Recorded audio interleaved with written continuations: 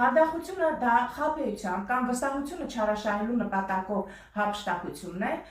որը պատժվում է տուգանքով կամ ազատազրկման։ Այսօր իրական կյանքում ամենատարածված խարդախություններից են օրինակ, եթե քաղաքացին ցանկանում է վաճառել բնակարան, ավտոմեքենա, հողատարածք եւ այլն։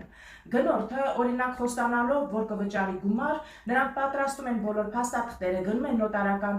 գրասենյակ, կնքում պայմանագրերը, ստորագրում, վերջացնում, սակայն այդպես էլ գնորդը չի փոխանցում գումարը։ Այսինքն պետք է լինել շատ ուշադիր, եթե վաճառում եք գույք, չստորագրեք, մինչև գումարը չստանաք, երբ կստանաք գումարը, այդ գումարը ստանալու պահին նոր կստորագրեք գործարքը, թեկուզ հենց նոտարական գրասենյակում վերցրեք գումարը և ստորագրեք պայմանագիրը։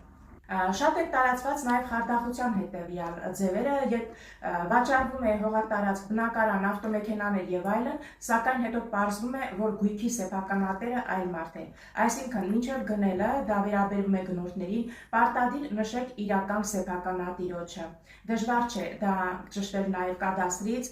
կամ պահանջել փաստաթղթեր, բնօրինակները ստուգել տալ, թեկուզ եթե կասկածում եք գնացեք համապատասխան մասնագետների մոտ, ճշտեք իրական սեփականատերը ով է, միշտ տապեք եւ նոր կնքեք գործարքը։ Եթե ուշադրություն եք դարձրել, օրինակ Facebook-ում շատ տարածված են գայթակղիչ հայտարարություններ, որ սև ցուցակում գտնվողներին տրամադրվում են վարկեր, եւ այն քաղաքացիները, որոնք խնդիրներ ունեն բանկերի հետ, գայթակղվում են այդ հայտարարություններից, փոխանցում են իրենց անձնական տվյալները, անձնագրերը եւ դառնում են խարդախության զոհ։ Կամ շատ են աշխատանքի հայտարարությունները, ասում են, որ շատ գայթակղիչ առաջարկներով եւ բարձր աշխատավարձներով հրավիրում են աշխատանքի, նորից պահանջում են անձնական տվյալներ, քաղաքացիները փոխանցում են, նորից դառնում են խարդախության զոհ։ Եղեք ուշադիր եւ մի գայթակղվեք սոցիալական սայթերում այդ գայթակղիչ գովազդներով, որովհետեւ ինքներդ փոխանցելով ձեր բոլոր անձնական տվյալները դառնում եք խարդախության զոհ։ Շատ են տարածված նաև ծառայությունների մատուցման հետ կապված խարդախության գործողություններ։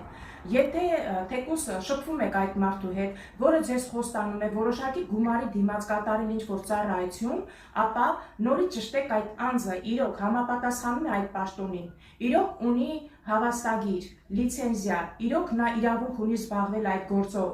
եւ նոր փոխանցեք գումարը, եւ գումարը փոխանցելուց պարտադիր կնքեք ծառայությունների մատուցման պայմանագիր։ Կամ եթե կատարում եք որոշակի գործարք եւ այդ անձը խոստանում է, որ այն փոխհատուցի գույքով, ապա դուք ճշտեք, որ իրոք այդ անձը ունի համապատասխան գույք, դրամական միջոցներ եւ իրոք նա հետագայում կապահովի ձեր գումար պարտքի վերադարձումը։ Եթե թեկուզ գումար եք տալիս պարտքով, պարտադիր վերցրեք անպայման անդորագիր, թեկուզ սովորական թղթի վրա գրված եւ ստորագրված, որպեսզի հետագայում չունենաք խնդիրներ, նշեք պարտադիր ժամկետները։ Այնուամենայնիվ, եթե քաղաքացին դարձել է խարդախության զոհ, ապա ինչ պետք է անեն։ Պետք է դիմել իրավապահ մարմիններին, այսինքն ոստիկանություն, դատախազություն, թեկուզ բանավոր, թեկուզ գրավոր դիմումով, պետք է հայտնեք բոլոր մանրամասները եւ պիտի հարուցվի քրեական գործ։ Երբ հարուցվում է քրեական գործ եւ դուք դառնում եք արդեն որոշման տուժող, իրավունք եք ձեռք բերում քաղաքացիական հայցով մտնելու նաեւ դատարան եւ պահանջելու ձեր կրած բոլոր վնասները։